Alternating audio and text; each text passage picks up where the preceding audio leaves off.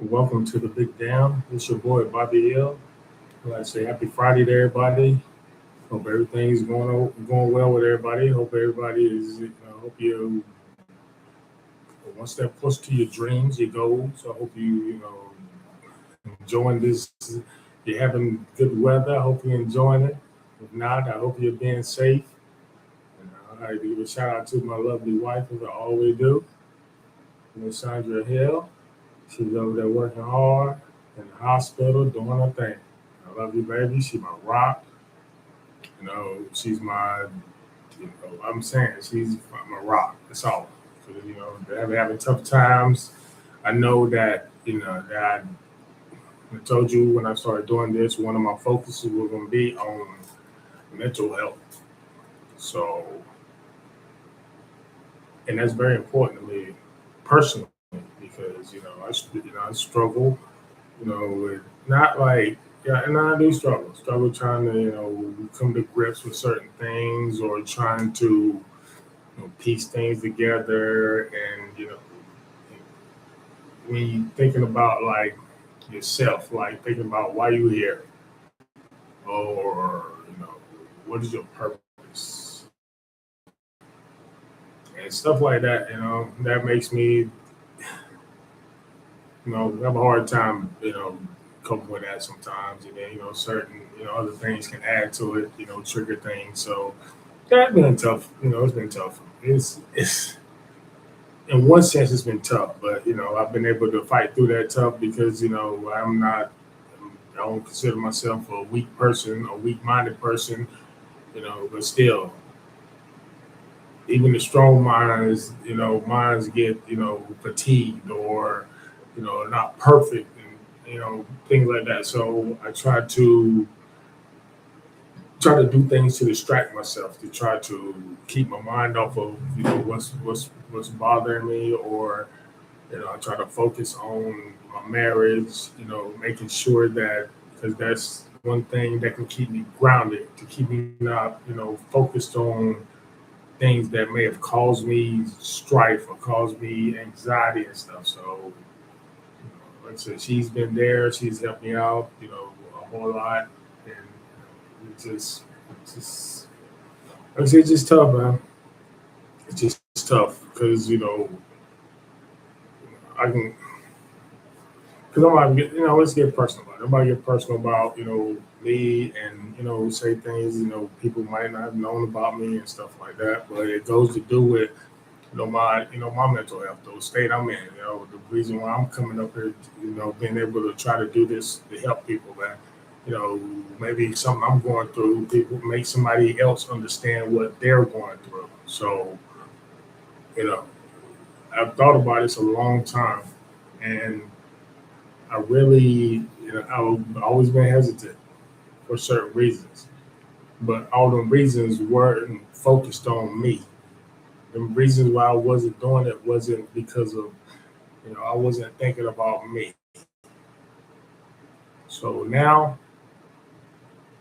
me being 51 years old, I feel like, now, I should have been doing it, but out of respect, I try to, try to keep it in and try to handle it myself and try to do it. And it's just, it can weigh on you a while. It can weigh on you, you know, like I said, start out, it started out when I was younger, when I was a little kid and stuff. And I was playing, I'll be out playing in our neighborhood. And like I said, I always got picked on. I always got picked on because I was dark. And I got picked on by everybody. I get everybody know at least one time, had a joke about me being dark.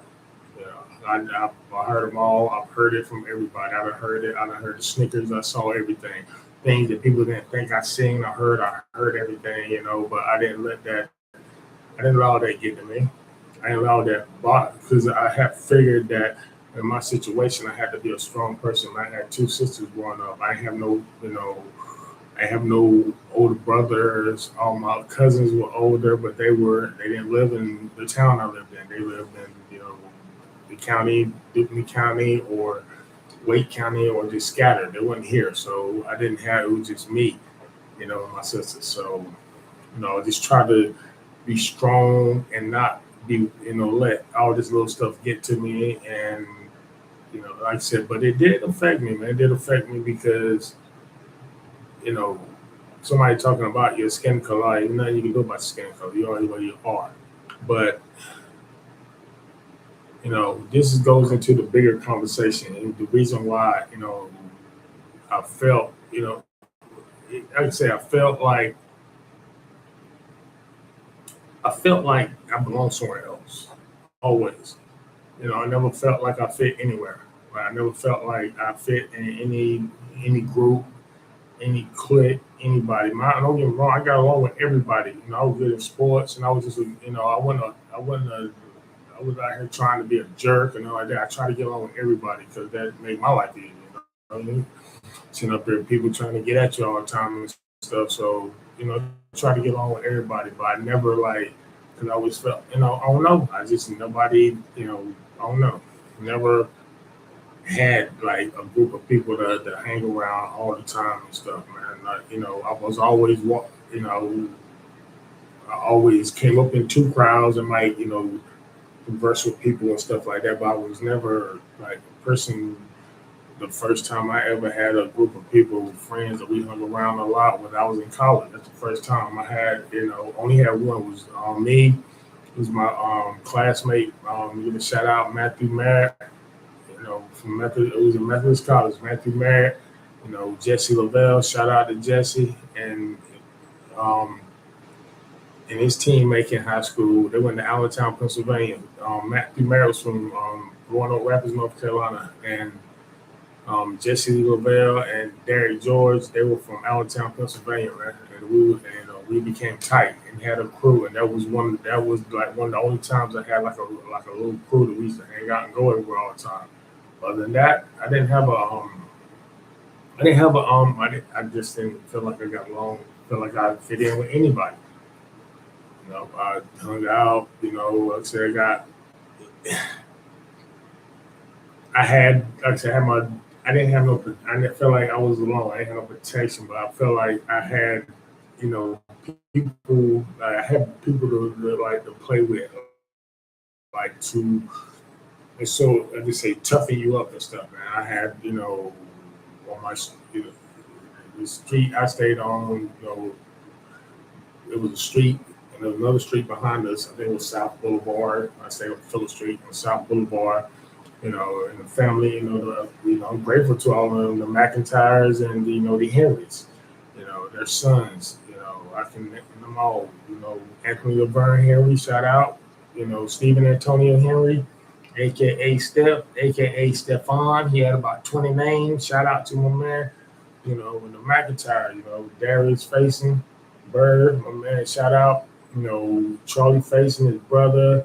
Larry McIntyre, Neil McIntyre, Dexter McIntyre. I mean, we just, I grew up with these people, man. We played every day. They taught me sports and everything, and I just learned how to, certain aspects about being a little boy, growing up to be a boy.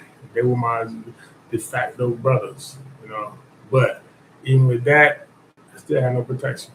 So, now imagine like you planning that, growing up and stuff, and then you think things a certain way in your household, then you hear from another family in your household that, the person that you call your father is not your father. I first heard that when I was, I first heard that when I was 6 or 7 years old in the neighborhood out here playing. So not only I got picked up, I was getting picked on because I was dark. I also had when they told me when I was getting told that, I got told that in the manner where I was getting picked on, not because they was trying to tell me like to say, hey, they weren't trying to inform me or give me knowledge. They was trying to pick on me, and break my spirit. So, at first, the time I heard it, I got mad, started crying, So I never, 'cause I never brought it to nobody. I never said anything to anybody, but I always kept it inside. And then over time, over years and years, I heard, that's what people, that's what, some of my family don't understand that I had, hear this throughout my entire life. My child life. When I go different places, when I go to Warsaw, when I go to Duplin County, other places, I heard it. I heard it everywhere. You know that the man I was calling my father, you know, was not my father.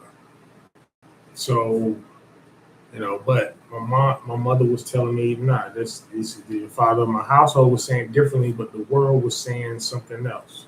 So I grew up with that fight, struggle every day. I grew up with that fight every day, you know, internally, you know, questioning like my family, my house, like who am I? Who am I? Where I'm from? Why am I so dark? And nobody else in my family, nobody else in my household is that dark. Why am I, why is this? Why I look this way? Why am I this way? But, I look different than this person.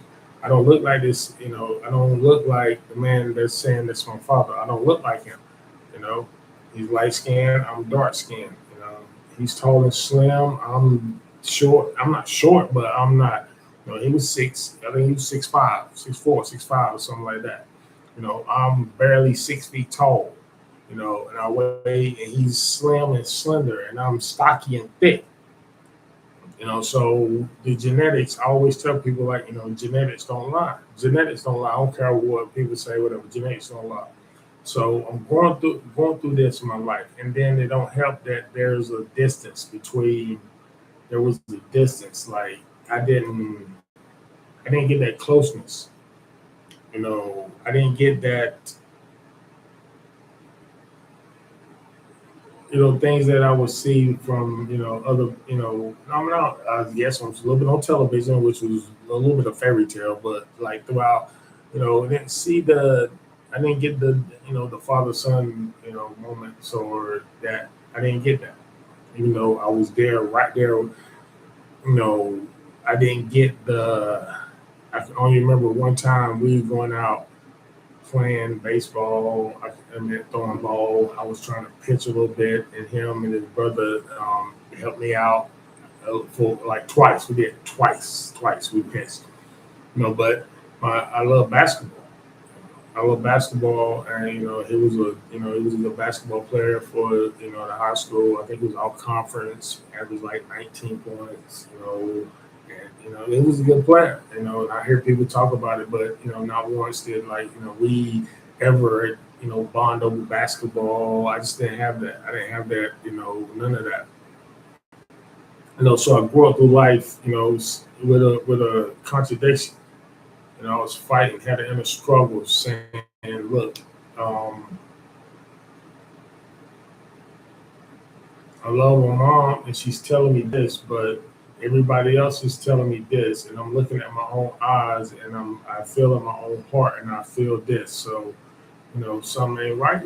I mean, something, So, like I said, we didn't have a great relationship. We didn't have a great, I couldn't go and talk to him about stuff. He was frustrated. The fact that I'm trying to be a kid. I'm trying to, be in the neighborhood, play with the kids, do what kids do, and the, like frustration that I wasn't like I wasn't concerned with learning how to fix a car or learning how to do that. I was learning how to make these budgets. I was learning how to get faster. I was learning how to get tougher. I was learning how to hit a baseball. I was learning how to do kid stuff, man. And he was frustrated. I was sitting out here trying to learn how to damn change oil and stuff like that. Like I didn't know how to fucking drive. Like why would I need to change oil for right there? So that was my mentality. I didn't, but I wasn't. I was just trying to be a kid.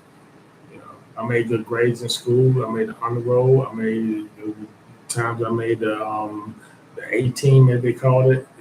But still nothing. You know.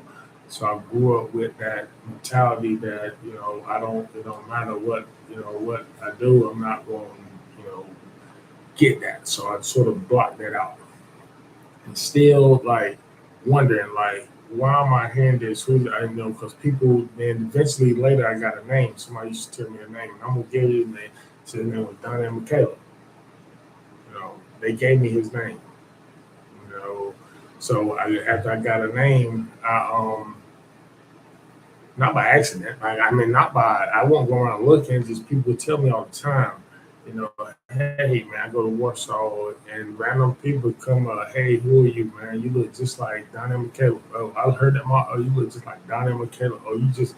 I heard it so much and never seen the person my entire life. It was like a mythical person to me, and I never, never pursued it or whatever because I just didn't want to like the story like you know. I'm gonna back up a little bit. All right. Here's one of the frustration things, and I have like now I'm in Texas. I'm from North Carolina, so all my family is from East North Carolina and stuff like, and they're from there. So over the years, not just now since I moved to Texas, but before the years before, I always felt like there's been like a growing distance in between my family. I ain't talking about just I ain't talking about nobody particular. I ain't talking about nobody. I don't want nobody to like not any one person. I'm just saying in general because I felt like everybody knew, but nobody was telling me anything because everybody was worrying about everybody was worrying about so my mom's feelings and what's going on with all that. And what nobody worried about my feelings, and I was growing up with this damn, struggle and stuff because nobody knew what I was going through, and I had nobody I could talk to about it. I didn't have nobody. I have absolutely nobody I could talk to about it. I had nobody who I could talk to about getting picked on because you're dark, you know. And that used to be crazy, man. And I'm gonna tell you what used to be else crazy about that. It was so crazy, like it came, Man, I got pit on everybody. I can name everybody. People in my boys now, I got pit on everybody. Only a few people I know in my brain ain't got pit on. They haven't pit on me like that. Was I think Banks, Scooter Banks, shout out my man Banks, and Ant Live, Ant Man. Other than that, everybody, Fuzzy, everybody, Jazz, all of them. I done heard jokes from all of them about me being dark.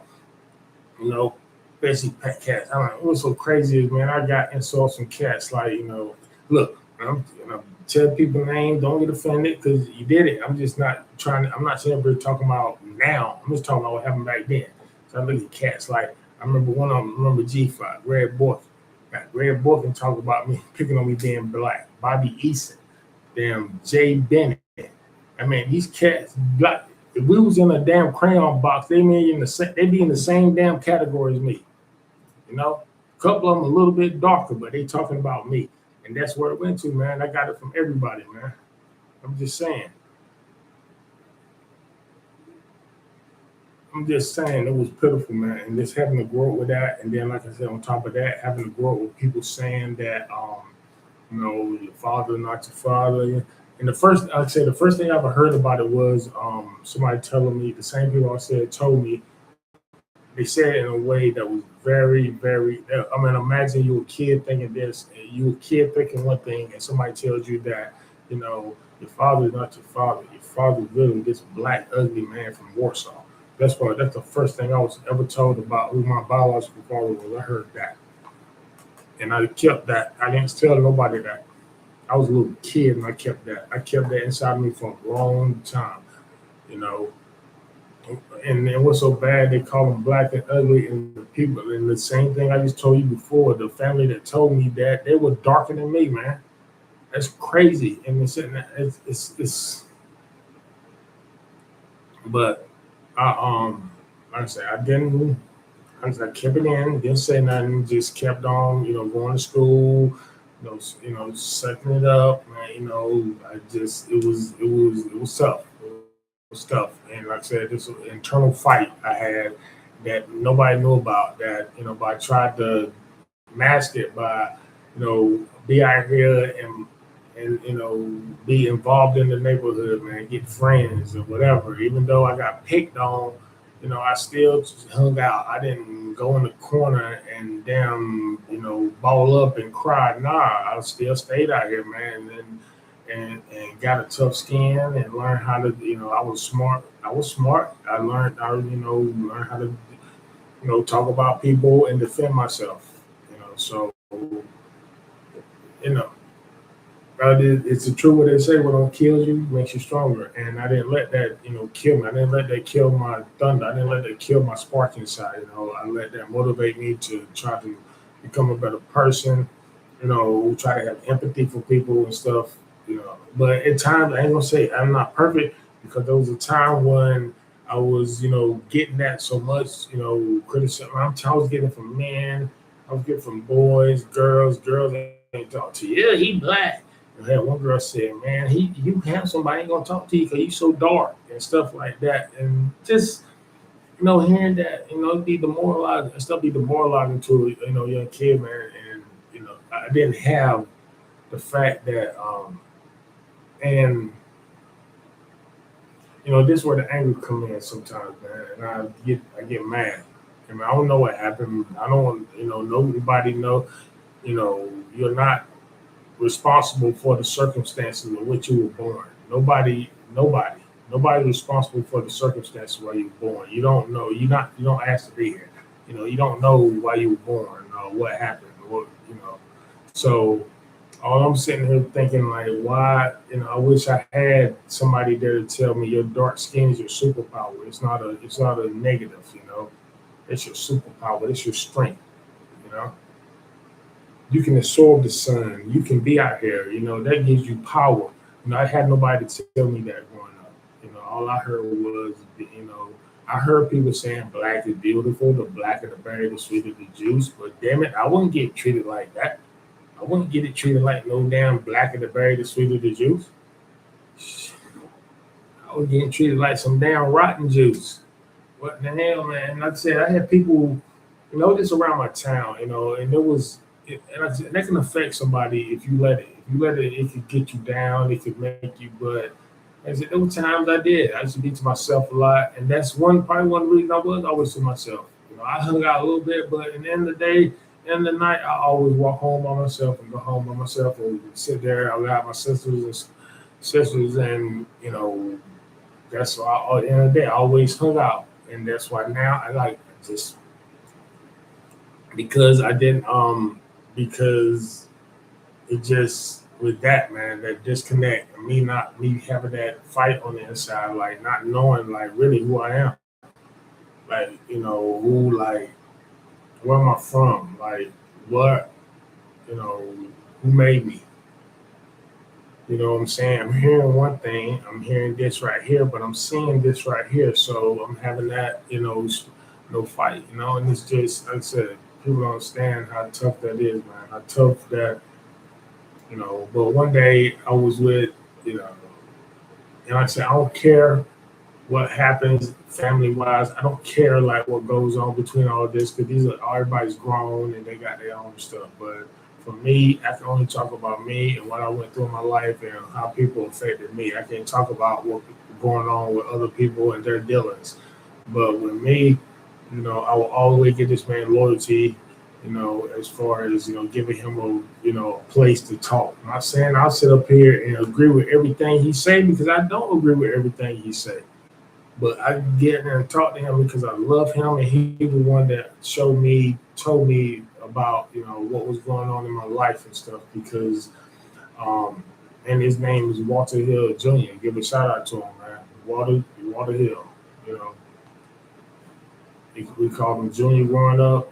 He called himself Walt Love. I mean, I give him a little props, man, because he was the first one in my family that told me like about who I'm from and where I was from, you know, and I told him because one day we was going, getting real personal. One day we was in the car driving, and I told him, I said, I'm really having a rough time, man. My dad is having a rough time. We don't communicate, man. You don't want to, really don't give a damn about me. We don't talk like that. We act like you don't like me and stuff, and man, and I could see the look in his face, man, and he just broke down and told me. He said, man, your father, man, he was a bow-legged, dark-skinned guy just like you. He played sports just like you, and he was very popular. He was very, very popular with the women. He was very popular. He was just a great, athlete and everything. And he told me his name. He said, Donnell Caleb. And and I just listened to him. I didn't say nothing. I just said, listen to everything he had to say that night. And I just kept that. I didn't go running home right then and say, hey mom, I heard it. No, I sat on that for a long time. And I was thinking about how I was gonna bring this to my mom. And I sat there. It took me a long time. It took me damn near almost a year. I'm honest, it took me almost a year to come to grips, to get the courage to bring it to my mom, because I showed so much respect for her, and I didn't want to do anything to bring, bring any negative, anything towards her. So I didn't want to, obviously, that would be like a sensitive subject. 'Cause I've been told this. So if I say this, I didn't want no issues. I didn't want her mad at me and stuff, because I'm not trying to cause any arguments. I just want to know what's going on in my life, man. I deserve to know that. So when I first, asked her, I just, said something, asked her, and I told her what was said, and she, just said something. She had said, you trying to break up my family, and I never heard anything else. And over my life, I've asked a couple of times, but I never got any answers. So, I sort of like stopped trying, because I just, I get frustrated, and I don't want to feel that way. I don't want to feel that way towards my mother. I don't want to do that. I respect her and love her so much. I don't want to, and we never had an argument. I never raised my voice at her, and I don't want to do that. And I'd rather not talk to her than to say something disrespectful that I will regret for the rest of my life, or have to, get mad or hang out. I don't want to have that type of, thing with my mom. So I'd rather not, I'd rather not bring it up, and I talked to, other people when that issue was brought up, and it seemed like feelings was getting, into it and stuff. So I sort of like, didn't say nothing about it. So I like once again, I locked it up inside, and it just went along. And I still like kept it. I still, through all this, I still was hearing every time I go to Duplin County, every time I go to everywhere. You're Donnell's son. You look like Donnell's. You look like Donnell. You look like Donnell McKay. You look like, you know, and, one say you look like, War McCaleb's grandson. You look like old War McCaleb's son. Stuff like that. That's why I kept on hearing. I heard that, so much. It's just everywhere I go. So, and here's things that hurt too. There's things in my life that hurt, And I found out here that eventually I found when I was 30s, when I was in my 30s. One day I just, I don't know. One day I was in my 30s, and I went through divorce. I went through all this. I don't admit, my kids done got taken away, and already, going through that. So I decided that I was going to try to find my, find my family, find the McCaleb family. So I went to Warsaw, and I asked, a person, do you know who Donna McCaleb is? So they pointed me out to, this place on Prospect Street. I went there, and I actually, it was late. It wasn't too late, but it was dark. And I walked to the door, and I knocked on the door, and you know, elderly lady come to the door. She was about my height, dark skin, and she was like, hello. And I said, yes, I'm looking for Donna McCaleb. And she says, who are you? I said, somebody talk. I said, I'm Thomas' son. And she looked at me, and she said, what took you so long? And that's, that was the beginning of my relationship with my grandmother, and I'm, grateful that I was able to spend, the last, I think it was like, I'm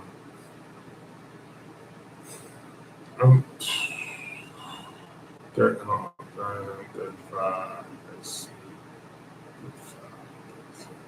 like the last, I'm glad I was able to spend like the last, I think 12, 13, 14 years, no, yeah, no, I'm wrong. Excuse me, I'm wrong. 10 years.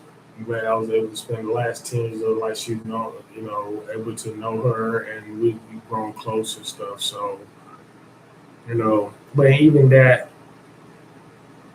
and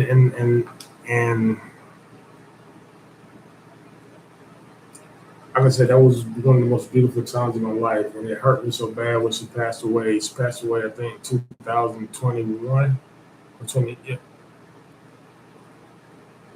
Yes, I went up to her gravesite. I was in Texas, and I went up to her gravesite at Christmas. So that was, man, really hurt. And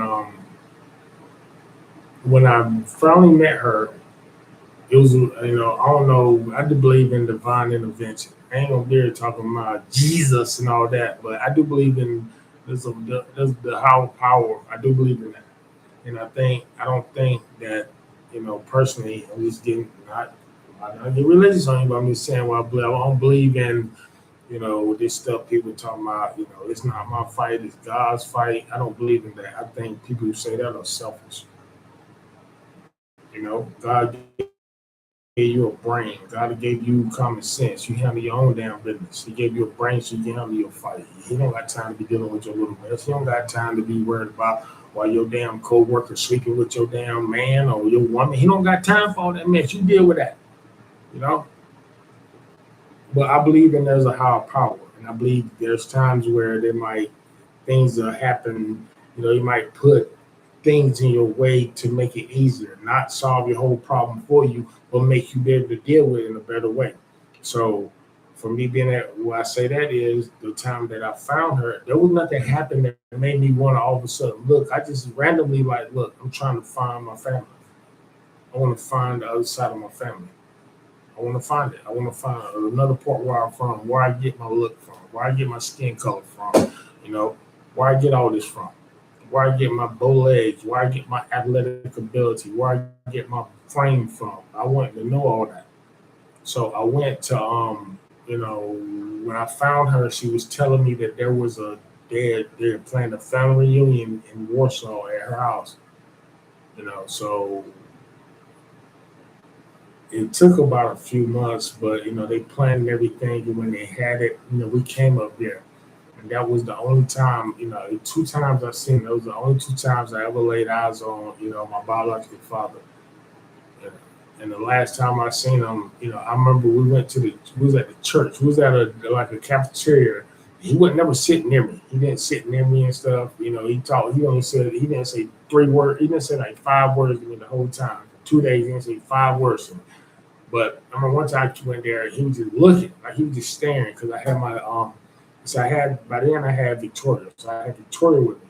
So he was just staring at me and his granddaughter. He just didn't say anything. He didn't bother with Victoria. He didn't play with her. He didn't say nothing to me, because his wife is, I don't know, it's one of them scenarios where, the wife is mad because he found out he got a child by somebody else. It was before her, and he already had kids with her. So, she thinking about her kids, and she sees me as a threat, thinking that I'm coming here wanting to take something from him. And I don't want nothing from that man. I just want a conversation with you, man. How you doing, man? What you got going on with you that I need to worry about, man? You got something? You got them athlete's feet, you got gout, you got stinking breath, you got earwax, you got something that's going on with you that you passed on me. I need to know something. I'm just giving examples, but I'm just asking. But, when I met him, he didn't, like I said, he didn't say too much. And the last thing I heard from him was he was like, yo, I got to talk to you, man. I'll be right back. He said, I got to talk to you. I'll be right back. And I never seen him again, never heard from him again. And it got to a point, and man, even before we seen each other, we was talking on the phone a little bit. And that made it so funny that when we got here, that he didn't say nothing to me. He didn't bother with me. He didn't do nothing. He left.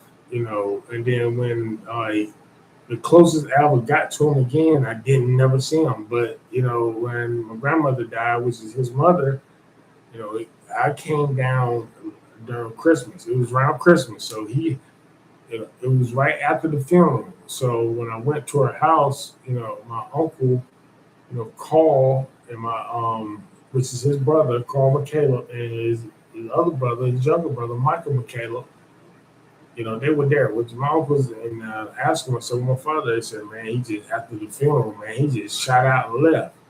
Like he knew I was coming and he didn't want to face me. He didn't want to say nothing to me. Like he's scared. I don't understand. Like I said, now imagine how that is, man. You see somebody look just like you, and they running scared of you.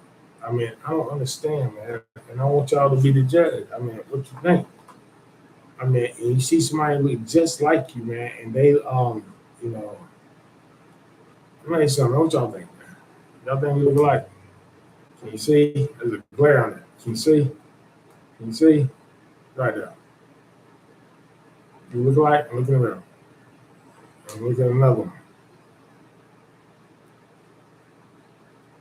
This is sort of blurry. Do you look alike?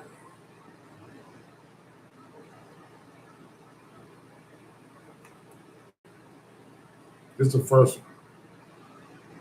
I don't want to bring out no younger pictures of me. Yeah.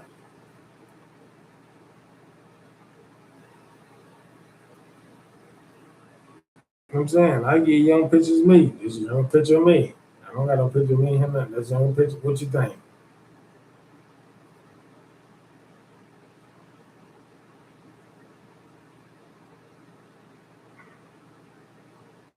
Trying to see if I got any. I don't think I have any. It's okay. I don't have any. I thought I might have had one of those side by side, but I don't. But like I said, all that hurts, man. That hurt. Like when you like say on top of that, you know. So on top of that, after all this hearing throughout your entire life that this person who looks just like just like you, and and acts like you, talks like you, got the same demeanor, got the same mannerisms, got everything, whatever genes he had, he passed them on to you. You finally meet this person, and when you get there, that person dismisses you, man. Y'all just don't understand how demoralizing that shit was, man. That was very hard, so and I love, like I said, I don't, only person, my grandmother passed away. Only person I really talk to is my uncle Michael. He's in Ohio and stuff. So, but the thing is, him and my father never had a good relationship, dating back to when he was younger. Because he's a lot younger than him. So he don't have a good relationship because of, I don't get in that person, but they don't have a good relationship. They don't have a close brother relationship. So and even with my grandma, man, every time I try to pry and ask, like, more information about him and about me and all this, trying to get information for myself, man, it always seemed like I ran into a firewall that people would talk about it to a certain extent, but they would never like elaborate. So basically, I was getting a little bit more information, but still getting stonewalled too, man. It's like, it's like in one sense my family protecting my mom. On the other sense, my other family protecting him. In reality, I'm sitting in the middle, fucking confused, asking somebody, tell me what's going on, and nobody's have said anything. And nobody, I got bits and pieces from people throughout my life, but I don't know.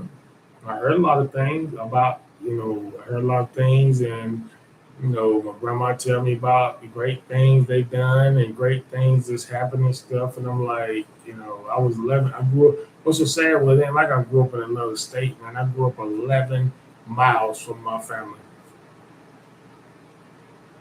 What's so bad is I'm not even trying to call, but one of my damn cousins is friends with, one of the neighbors of my grandma. They were like close friends and stuff. And I was over there. I went over his house.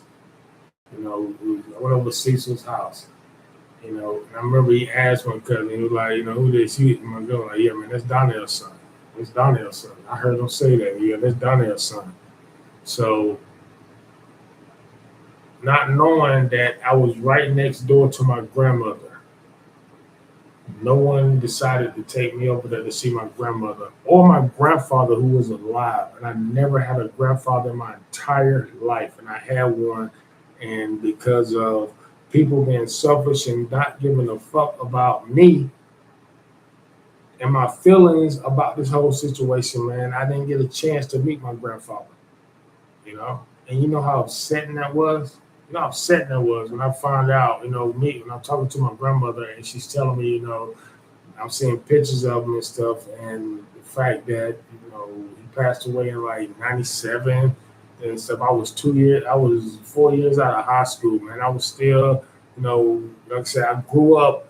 What's so sad is I grew up, you know, in like Duplin County in Warsaw. I grew up there, had friends there. I felt more comfortable in Duplin County at times than I did in my own town of Clinton. I felt more comfortable there because I felt more love. I didn't know that because that's where my roots, my total roots. I'm from Duke. I'm a child of Warsaw. My mom's from Warsaw. My father's from Warsaw. I'm a child of that. I just grew up in Clinton, North Carolina. But I had friends there, and I hung out there and stuff. And one time I did not see anything about my grandmother staying there.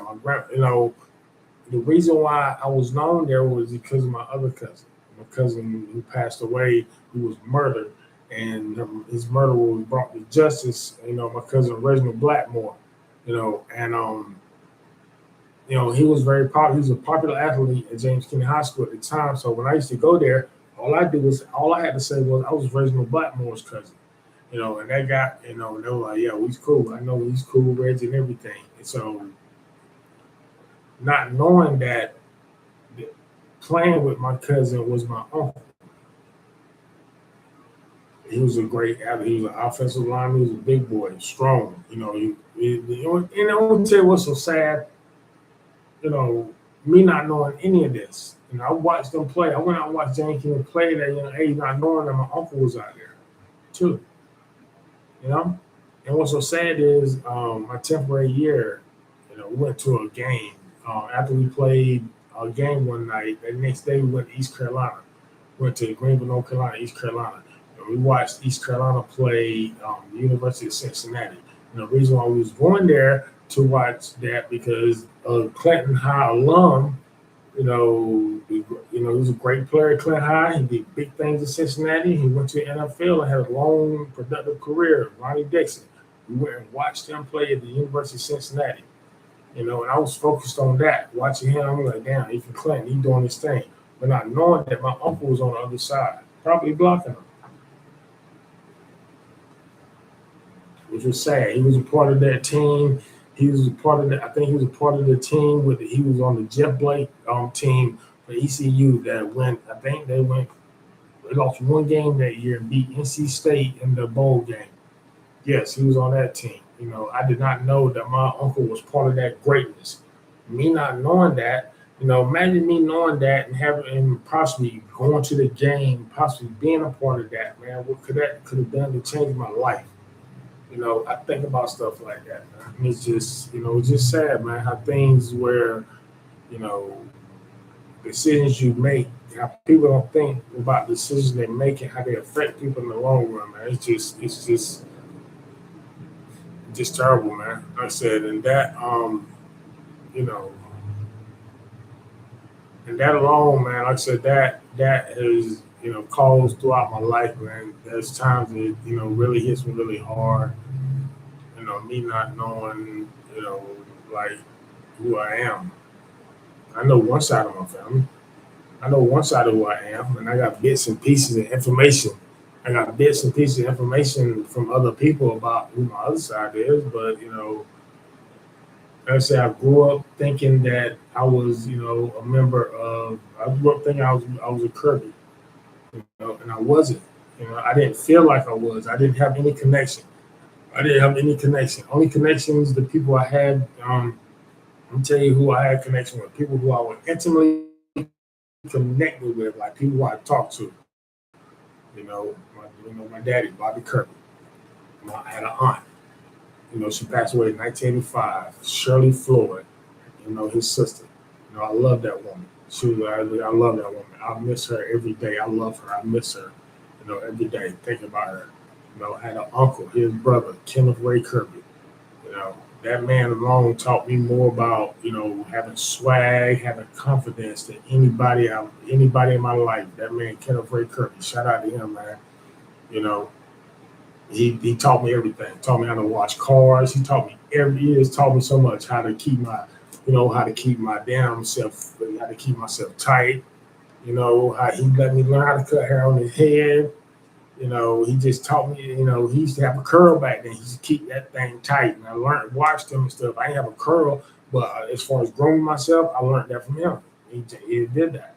I had Uncle James, he passed away, years ago, rest in peace. And he used to come down. He was from Clinton. He was down here. He went up and moved to New York City. He used to come down every summer, and let's see, I have my cousin, Sharon Faison Smith now. She babysit, like my big sister. I have a grandmother, Mary Lou Kirby. I love that woman. That woman gave me so much knowledge. She gave me so much knowledge and so much fried chicken. And I'm telling you, so like I said, and those were the people, he had a best friend. He's my dad's best friend, David Hand. Shout out to him, his family, his cousin, Lawrence Hand. We grew up. They lived behind us and stuff, and they used to go over there. So they were tight family. But even through all that, I didn't feel like there was that. Oh no, man, oh no. There's something with family. I think there's some sort of link you can't explain it. I think that you feel that when somebody's your blood, and I never felt that with any of, even with the you had the Smiths over there, Jamie and all them, and Jamie used to be, Jamie was like, look, Jamie, you're cool right now, but growing up, Jamie was an asshole to me. Jamie used to pick on me more than anybody. Jamie used to try to fight all the time, everything. I used to get it from everybody, everywhere. Everywhere I go, I always got people, everywhere, always. It was never, like I said, I always felt like I never fit anywhere. I always felt like an outcast. I always felt like the black sheep, the literal black sheep, so. And it came from that. It came from like, just a loneliness, man. The people that are not going to understand.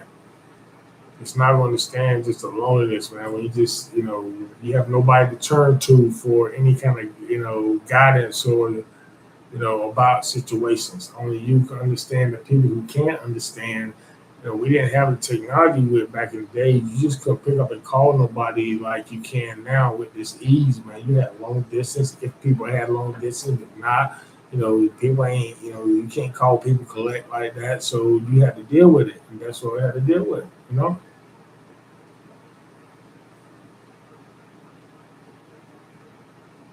So yeah, it's just it hurts, man. It hurts that even now, like I ain't never, I contemplated, when to talk about this, when to say something about this, because like I said, I never wanted to. There's so much respect for my mother. I never wanted to be the cause of any like strife or any animosity or nothing like that. But by doing that, sometimes I sacrifice my own mental health a little bit because I carry this burden of, not knowing not knowing who I was and wanting to know who I was and who I am, and nobody telling me anything. When I asked my family, like nobody's really, only two people that really talked to me about it was my cousin Walter and my cousin Phyllis, his sister Phyllis. They've talked to me a lot about it, and I've asked everybody. I've asked, and nobody seemed to have told me anything, tell me anything. So I think with that sort of like created sort of, certain cousins who I was sort of close to, younger, sort of got distance because when I went to them looking for answers, they just, They had none when they knew the answers that I was. They knew the answer to the question I was asking, and they bothered not to even bother. They didn't think about me or think about what I was feeling or what I was going through, anything like that. So they just, I felt, I don't know, man. Like I said, all that, like nobody cared about like me and my mental well being, or was I okay, or how I was being treated, or anything. They didn't know that I was sitting there listening to people telling me how, you know, Bobby Kirby wasn't my father, that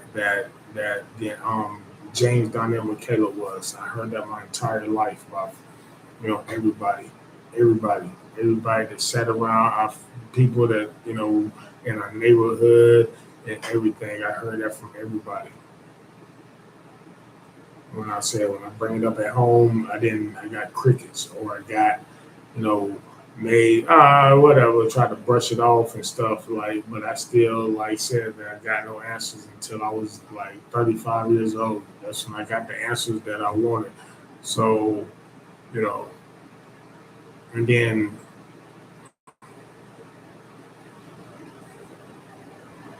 it's hard talking about this, man. Part of me want to start crying, but I can't. I don't want to, man, because I don't want to. I know. I'm trying to, because this is tough. But I had a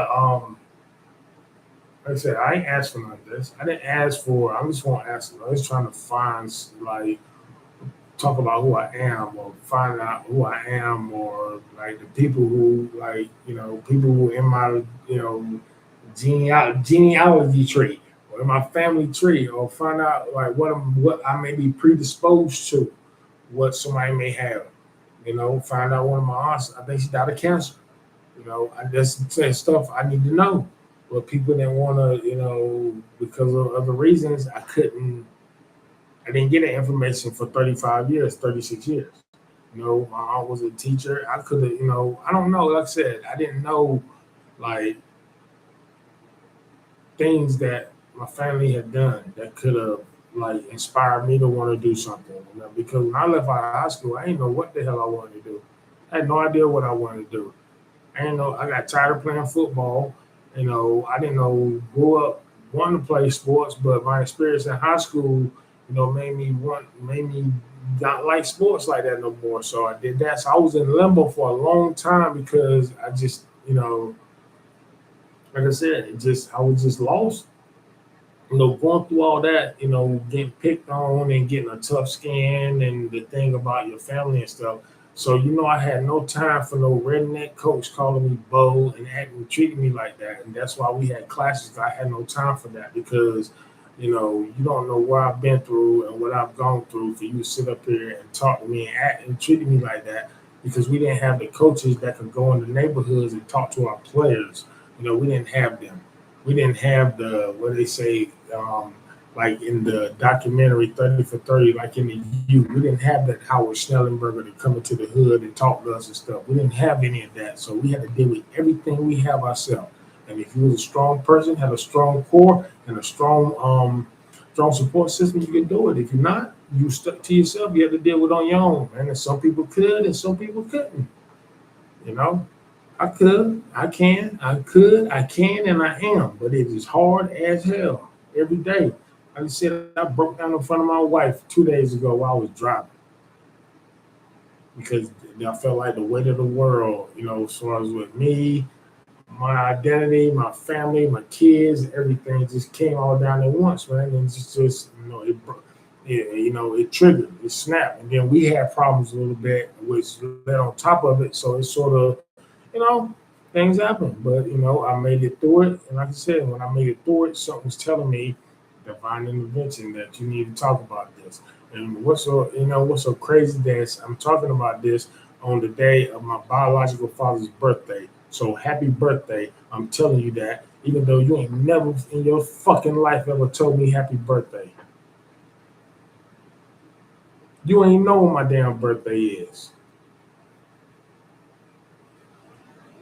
And what's so sad is, yes, I'm showing anger now because this, because because I got treated, I get treated by him, not by, I mean, he don't say nothing to me. So yeah, like he's scared of me, but his wife, and his fucking kids, which are my siblings, treat me like I'm some sort of enemy. And all I was trying to do was get to know him and try to get to know my damn brother and my sister, you know. What happened was I was home. I was at my mom's house one night on New Year's Eve. I forgot the exact year, maybe 2011, 2012, one of them, 2012, one of them. I was at my mom's house. You know, I get a phone call from my damn sister. Her name is Tiffany Michaela. My other brother name is, remember, my other brother. I don't got no brother. I got one. Man, biologically, I got a brother, but he ain't my damn brother. He don't want to get to know me. His name is Chris Michaela. You know, so I I get a phone call from her, and I'm happy. I'm like, oh my god, my sister called me, man. What in the world? What's going on, man? She want to get to know me and stuff. So I get on the phone with this damn little girl, and she said we're getting mad. And the first thing she said to me, "Why you here? Why you doing this? Why you trying to get in touch with him? What do you want?" And this bitch cussed me out, man. And I told her, I was like, look, all I'm trying to do is just find out who I am, man. I got my grandmama here, learn about her, trying to learn about him. And she was like, just because my dad had sex with your mom don't mean he's your father. Oh my God, that was hey man, that was the craziest. Oh my God. I didn't ask for that. I'm sitting here New Year's Eve in a good mood, thinking my sister was having a breakthrough, and I had that conversation with her. And once again, what did I do? I bottled it up, put it in here. Went along with my life, try to be a father to my children, to my child, and not try to spread this poison, to them. Try to keep this. I try not, I keep this in, and so I won't, tell my kids, try to put my frustration out on my children. I try my best not to do that, and I don't feel like I did. I mean, there was times where it got tough and I got upset, but I never I don't think I ever took it out on, well, really it was just Victoria because my other shit went around whenever I was, really dealing with it. So, you know, but, that's the thing I had to deal with, man. That's part of what I had to deal with, growing up. So that's why, I felt like I said, I never felt like I was, accepted anywhere. Nobody, I felt like, I was around because I was a good athlete. I could play ball, I could play ball, I could run and stuff. But, I never, um, I never get in, I would never get invited to the club. I would never get invited to the party. I knew a party was happening. If it was open invitation, I would be going, but I never get invited to a party. I never get invited to no one's house. I would be there if we was in walking distance in the neighborhood, but yeah, I never, you know, no one ever wanted to hang out with me. So,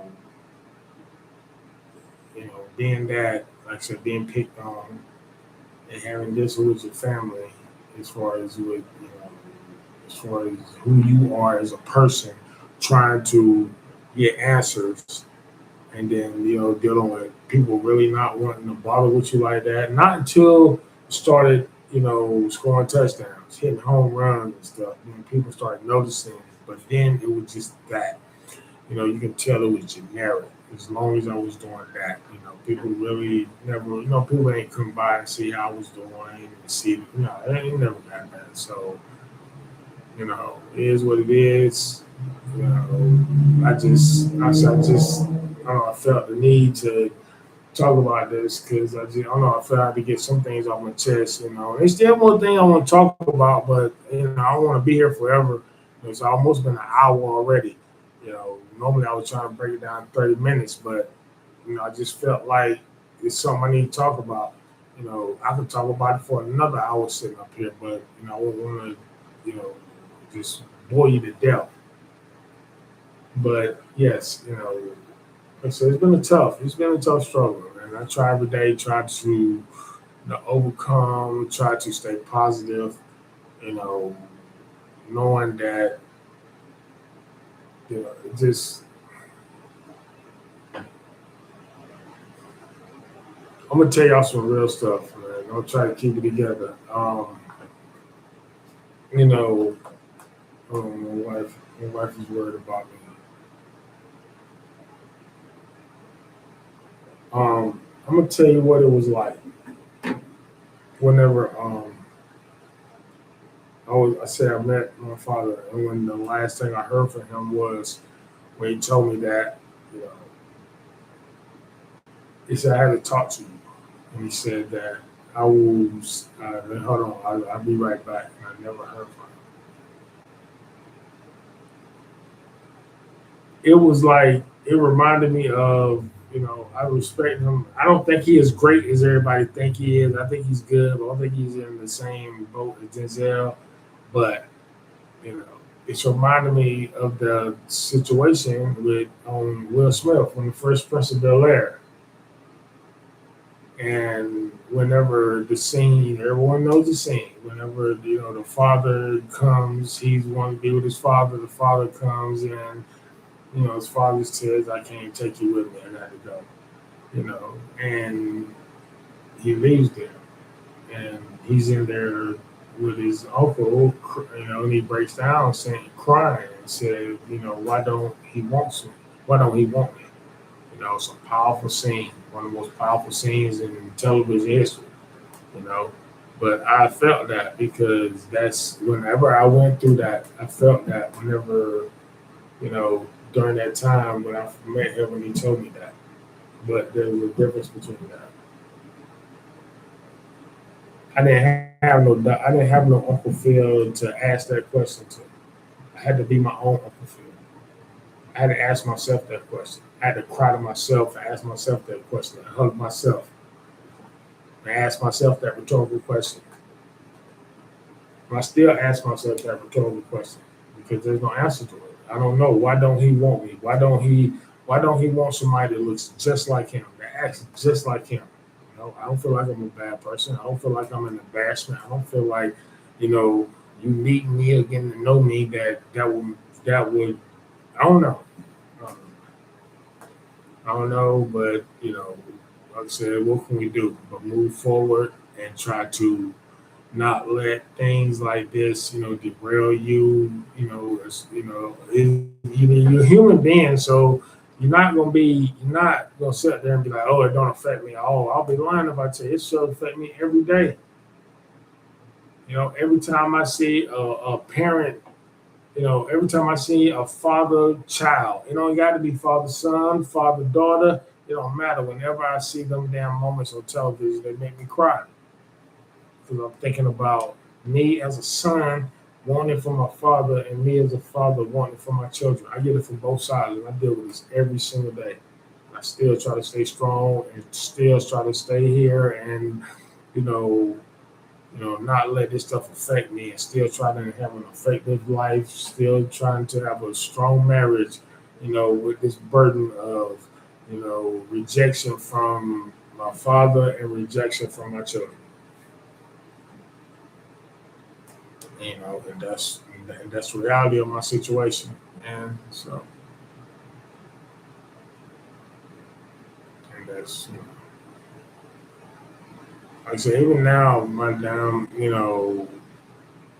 daddy, Bobby Kirby, man, we didn't. When I started driving trucks, we had started talking a little bit more, but like I said, we don't have it's cordial. We can be around each other, we can talk a little bit of nothing, but as far as not reaching out and having.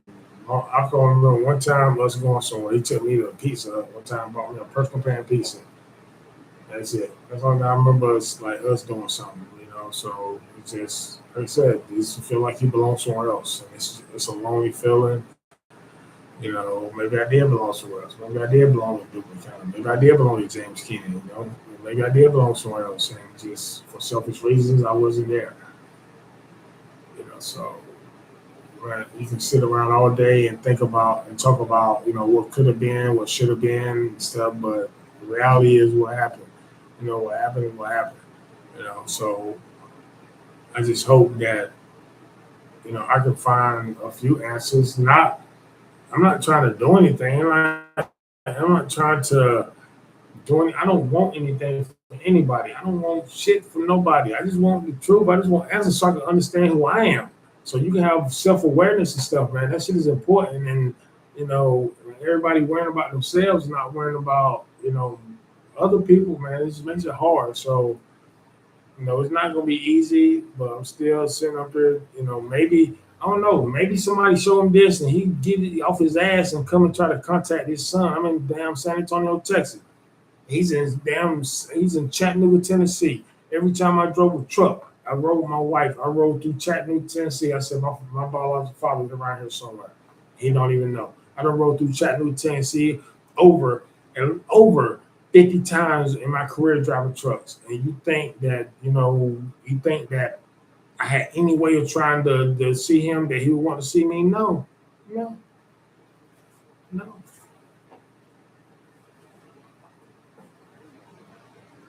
He might die and I'll never see him again.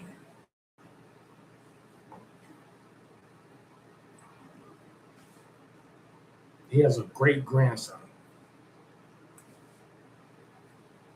His oldest son is a grandfather, and he don't know nothing about it. So, you know, choices has consequences, man. It just, I don't know. It just,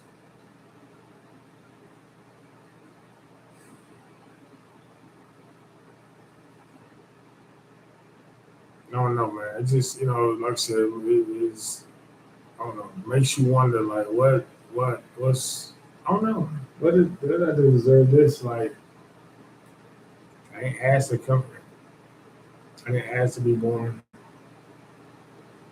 You know, I tell you one thing. Through all this, I just talked about y'all. I would have wasn't changing. I wouldn't change the skin that I am. I love my skin. I love being black, and I wouldn't change it for the world. I wouldn't change it with nobody. I wouldn't switch places with nobody. You know, and it's sad that it took me a while to get to this point. I wish I could have had this growing up, because growing up I thought I was cursed because I was so dark, and everybody just talked about me for being so dark. You know. And like I said, and I had to deal with that internal struggle by myself, and I had nobody to talk to. Like I said, they had some people looking about fucking purple out here talking junk about me, man. They darker than me, man. So, and it was just so crazy, man. And it was just, you know, you know. So, all right, what can you do? Like I said, I'm just here. I'm trying, like I said, be here. I just, like I said, staying strong, staying positive. Trying to help who I can. Even when people, someone hear this, and they going through something, maybe listening to me, may help them. Like saying, damn, maybe my situation's not as bad as I think it is, or maybe I can, he did something, maybe I can do it, or whatever, man. I hope, like I said, if I can help one person out, or whatever, with my struggles or with my triumphs, if I can help someone get over the hump or do something, it's all worthwhile. That's all I want to do. I ain't out here trying to just help people, man. I have a genuine love in my heart for people, and I want to help people. I hate the BS. I hate people. I'm not like I said, I do talk about people may think I don't like talk about, I do talk about white, black, and all that. And I talk about the past and whatever. I don't hate white people. I don't, and someone would accuse me of that. Like, I don't hate white people.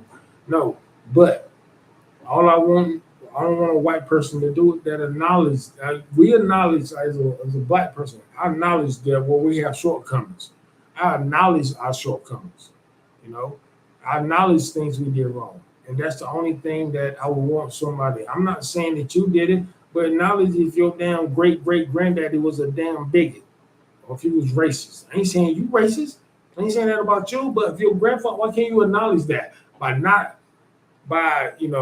acknowledging it does not make it his sins aren't, you don't inherit sins.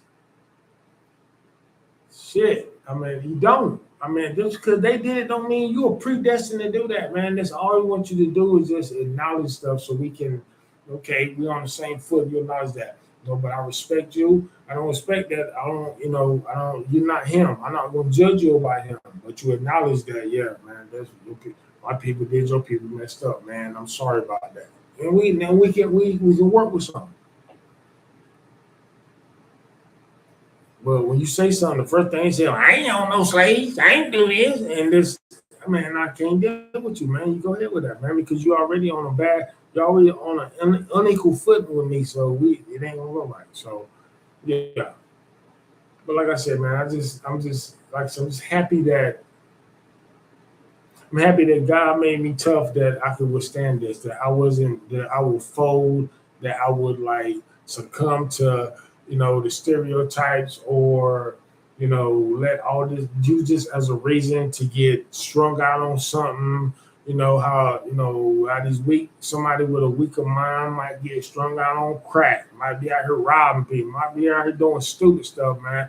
And God made me strong enough to use that as fuel to have a productive adulthood and don't let this stuff anchor me down and weigh me down in life. And I'm thankful that he didn't let me do that. You know, but I'm still here dealing with it. I'm still here struggling with it. Maybe one day, maybe one day things will change. Maybe one day, I can have some sort of any kind of relationship. I don't care if it's just a phone relationship. I just want a phone call. I just want to talk to him, have a meaningful conversation about, just about life and just seeing where this head is at. That's what I'm saying. I'm not asking for anything. So, but you can't control people. You can't make people do stuff. You only control yourself. So, if he chooses to, that's on him. If he chooses to, I'm here with open arms, man. I'm here with open arms, and I ain't holding no judgment and whatever. But if he chooses not to, that's okay too. Life goes on, But he got to live with that. He got to live with the fact he got a son, he got 3 grandkids and a great grandkid out here, and you would never know in your life. He's going to have to live with that. So if he's okay with that, okay. So that's the way we go, man. Like I said, I was up here a little long today. Like I said, I don't know, I just felt pulled to talk about this today. It's been a sensitive subject. I didn't get to, no, I didn't get to all of it. One day I might talk about, some more stuff, man, some more things, especially deal with mental health because this, like I said, this is stuff I deal with mental health every single day. I deal with every single day, man. Who are you? Where you from? What's your purpose and stuff? So yeah. But as I struggle with that, I will also strive from it. And I will be up here with y'all, sharing my triumphs and sharing my misery with y'all, and be honest, keep it real. Like I said, I thank people that give me the time. I understand some people, you can't be up here live, but I understand that, the people that go back and watch it, people that go back and show me support and stuff, and I appreciate everybody, man. Trust me, that means a lot. That means a whole lot, more than you know. So to me, it's not about the numbers. It's not about how many this and how many that. I just appreciate the ones that's up here, that's listening, that's giving me their ear. That's all I care about. I don't care about the ones who are not. If you want to come in and talk, you want to come into the circle, come on. Like I said, I welcome everybody with open arms. But that's what I worry about now. Those who come watch me, those who listen to me. And that's what I'm here for. Like I said, if I can say anything to help people out, and that's all I want to do, man. That's all I want to do. Make this place better. Try to make a difference before I leave here. That's all I want to do. Do something that, even though they ain't talking to me now, do something that'll make my kids proud of me.